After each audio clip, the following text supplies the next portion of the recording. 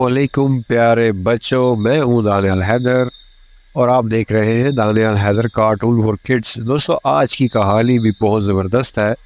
इस कहानी में ये दिखाया गया है कि कैसे आप अपना दिमाग इस्तेमाल कर कर बड़ी से बड़ी मुश्किल पर काबू पा सकते हैं। तो ज़्यादा बोर नहीं करते, आइए वीडियो का जिक्र है कि एक बकरी जंगल में अपने रेवड़ से बिछड़ गई। शाम हो रही थी और रफ्ता रफ्ता रात की स्याही फैल रही थी, इसलिए उसने रात जंगल में ही गुजारने का फैसला किया। थोड़ी दूर जाकर एक गार नजर आई जो एक पहाड़ी के पास थी। बकरी को रात गुजारने के लिए ये गार पसंद आई तो वो गार के अंदर चली गई और जाकर एक कोने में बैठ गई। लेकिन इत्तेफाक से उस गार के कोने में एक खूंखार शेर भी रहता था, जो उस वक्त गार के अंदर ही था।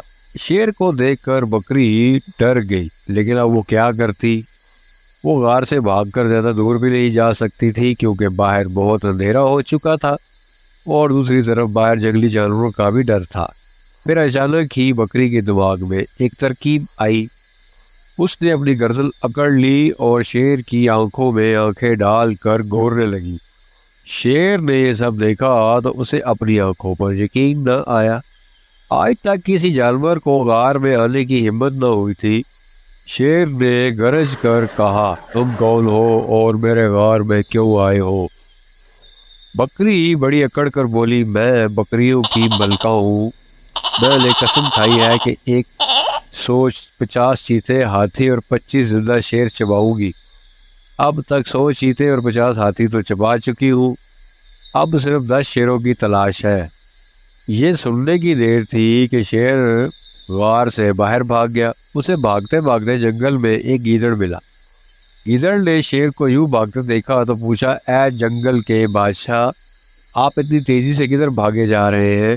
क्या मसला हो गया है? शेर ने सारी बात गीदड़ को बताई। गीदड़ शेर की बात सुनकर बहुत हंसा और बोला, अरे बादशाह सलामत, उस बकरी ने जरूर आपसे मजाक किया होगा। भला एक बकरी ऐसे कैसे कर सकती है? उसने तो अपनी जान बचाने के लिए ये सब आपको बताया है। आए वापस गार में चलते हैं। आज तो बैठे बैठाए इतनी बड़ी दावत मिली है हमें। इस तरह शेर और गीदड़ वापस गार में आ गए। जब बकरी ने दोनों को आते देखा तो पहले तो वो थोड़ी घबराई, लेकिन फिर हिम्मत करके बोली, ऐ नामाकूल गुलाम, हमने तुझसे 10 शेरों लाने को कहा था और तुम एक ही लेकर वापस आए। शेर ने जब ये सुना तो एक ही बार में गीदड़ के 2 टुकड़े कर दिए और वहां से भाग गया। इस तरह बकरी ने अपनी अक्लमंदी से अपनी जान बचा ली।